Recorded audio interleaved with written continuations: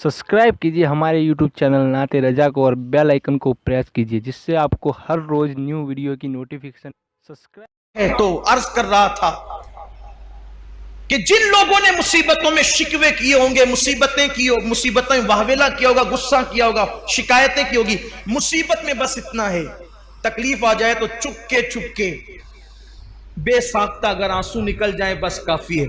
चिल्लाना नहीं, वावेला नहीं करना, आए नहीं करना, बैन नहीं करना, नोहा नहीं करना, कपड़े नहीं फाड़ना, बाल नहीं नोचना, कोई मुसीबत हो, बीमारी हो, ये हो वो। मेरे लूम के सेठ लोग तो मेरे गुंबदो मीनार के शहर में रहते हैं, जिससे भी मुलाकात हुई 95% लोग हमेशा परेशान ही रहते हैं। अल्लाह के बंदो कभी तो शुक्र कर लिया करो। जल्दी से मैं उनकी जबान से अल्हम्दुलिल्लाह नहीं सुनता। अभी मार्केट ऐसा है, फिर बालोतरा बंद हो गया है, वो पाली में ये हो रहा है, बारिश ऐसी हो गई है, वो मार्केट बंद हो गई है, मारवाड़ी पैसा लेके भाग गया। अरे अल्लाह के बंदो क्यों किसी को सुनाते? जितना इसको सुना रहे उतना मुसल्ले पे बैठ के उसको सुना। मसला जहां हल होना है सुनाना भी वहीं चाहिए, बाकी रहे ये वो तो फिर अल्हम्दुलिल्लाह कह के आगे बढ़ो। अच्छा, एक बात मैं और भी देख रहा हूं कि जब किसी से पूछा जाता है तो लोग कहते हैं अल्हम्दुलिल्लाह अला कुल्ली हाल, बल्कि हमारे सूफिया ने फरमाया बेहतर यह है जब खुशी में रहो तो अल्हम्दुलिल्लाह रब्बिल आलमीन कहा करो, जब खुश रहो तो अल्हम्दुलिल्लाह रब्बिल आलमीन, और जब कोई तकलीफ में रहो तो फिर कहा करो अल्हम्दुलिल्लाह अला कुल्ली हाल। अल्हम्दुलिल्लाह अला कुल्ली हाल का मतलब कोई माज़अल्लाह कोई नाजायज और हराम नहीं है अल्हम्दुलिल्लाह अला कुल्ली हाल के, ना कोई मना भी नहीं है, लेकिन बुजुर्गों की बात, हमारे बुजुर्गों ने फरमाया अल्हम्दुलिल्लाह रब्बिल आलमीन का मतलब है कि हर खूबी अल्लाह के लिए जो तमाम आलमीन का रब है, और अल्हम्दुलिल्लाह अला कुल्ली हाल का मतलब हर हाल में अल्लाह का शुक्र, हर हाल में कह सकते हैं, लेकिन अल्हम्दुलिल्लाह रब्बिल आलमीन कहा हर मर्तबा। बल्कि अल्लाह कहता है देखो मैंने मुसीबत दिया फिर भी अल्हम्दुलिल्लाह ही कहते। और लोगों ने करना क्या है, ये जुमला याद रखना, मुसीबत या तो बीमारी या तो तबीब को बताओ या तो हबीब को। तो आवेला करने वाले, मुसीबतों में हंगामा करने वाले, चीखने चिल्लाने वाले फरिश्ते कहेंगे तुम सब भागो यहां से, चलो जाओ, तुमने फहश कलामियां की, सब्र नहीं किया, गुस्सा किया, ये किया वो किया, तुम्हारे लिए कुछ नहीं है, जाओ तुम लोग। मुसीबत भी आई थी और कोई इनाम भी उन्होंने नहीं मिला। फिर वो लोग जिन्होंने खालिस सब्र किया था, खालिस सब्र, ऐसा सब्र किसी को कुछ नहीं कहा, आंसू भी आए तो खामोश खामोश आए, निकल गए चले गए, फिर अल्लाह फरमाएगा इन सब को लाओ और लेकर के चलो।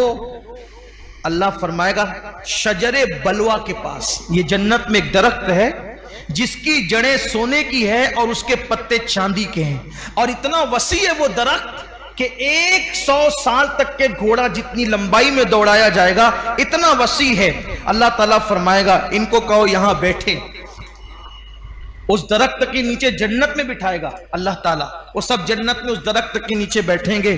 फिर अल्लाह तबारक व ताला अपने हुस्न से नकाब हटाएगा जैसा कि उसकी शान है, और अल्लाह फरमाएगा अब मेरा दीदार करो, और मेरा दीदार करो इसलिए कि दोस्त तो दोस्त ही से गुफ्तगू करता है, यार यार ही से बातें करता है, अब मुझसे बातें करो और मैं तुमसे बातें करूंगा। फिर अल्लाह तबारक व ताला अब उनसे गुफ्तगू फरमाएगा, कलाम फरमाएगा जैसा कि उसकी शान है। अल्लाह फरमाएगा ऐ मेरे साबिर बंदे और बंदियों, जब मैंने तुम पर आजमाइश डाला था तो तुम मेरे नजदीक जलील न थे, तुम मेरे नजदीक रुस्वा न थे, बल्कि मैंने तुम पर मुसीबत इसलिए डाली थी, तुम तो इज्जत वाले थे, लेकिन मैं तुम पर मुसीबत और आजमाइश इसलिए डालता था ताकि मैं तुम पर मुसीबत और आजमाइश डाल करके तुम्हारे गुनाहों को खत्म कर दूं और उस मुसीबत की बरकत से तुम्हारे गुनाहों को मिटा दूं, तुम्हारे गुनाहों को खत्म कर दूं।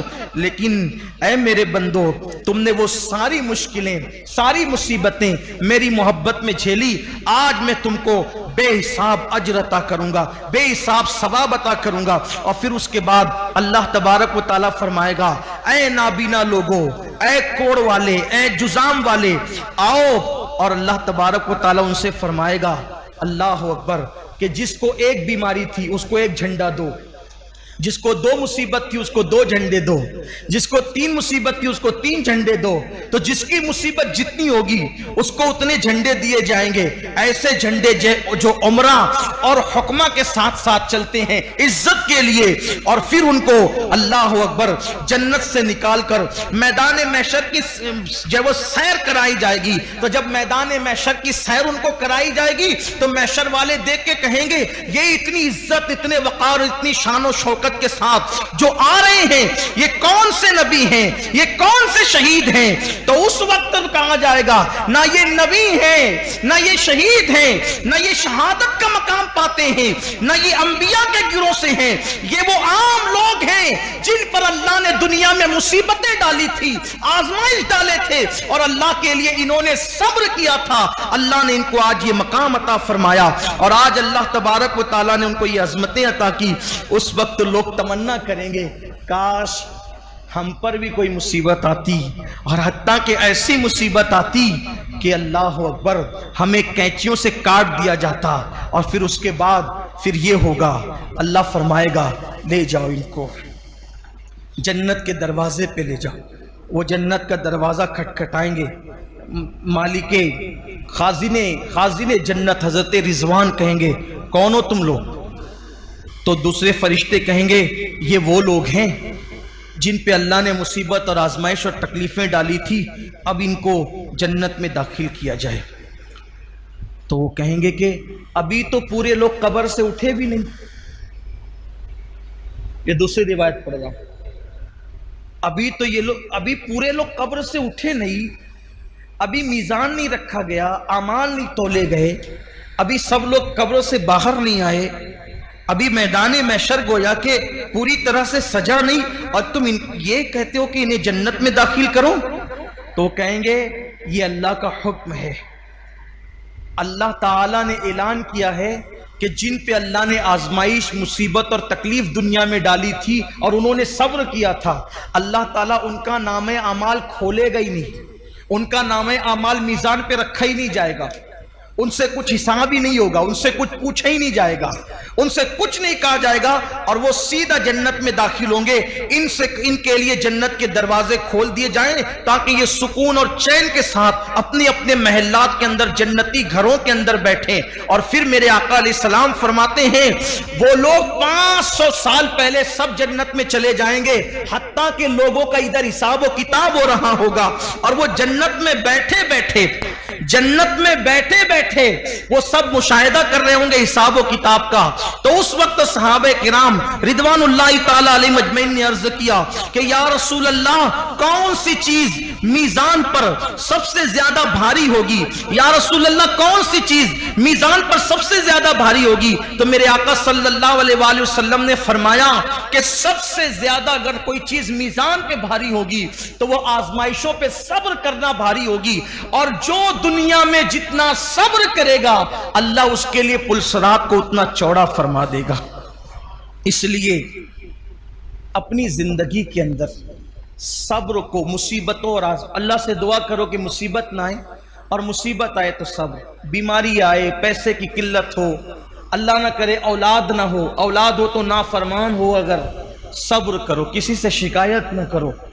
आखिरी में अर्ज करना चाहता हूं, अगर कोई मुसीबत आती है तो मुसीबत अल्लाह के करीब करने के लिए, अगर हम मुसलमान हैं, मोमिन हैं, अल्लाह के पसंदीदा बंदे हैं, तो मुसीबत अल्लाह से करीब करने के लिए। जैसे लोहे के अंदर लोहे को जब भट्टी के अंदर डाल दिया जाता है तो भट्टी से निकलने के बाद लोहा कैसे चमकने लगता है, ऐसे मोमिन आजमाइश और मुसीबत की भट्टी में डाला जाता है, चमकने लगता है। अल्लाह का जो जितना करीबी होगा वो उतना आजमाइश में गिरफ्तार होता रहेगा। जब आजमाइश में आ जाओ तो अल्लाह से दुआ करो कि अल्लाह हमें सब्र दे।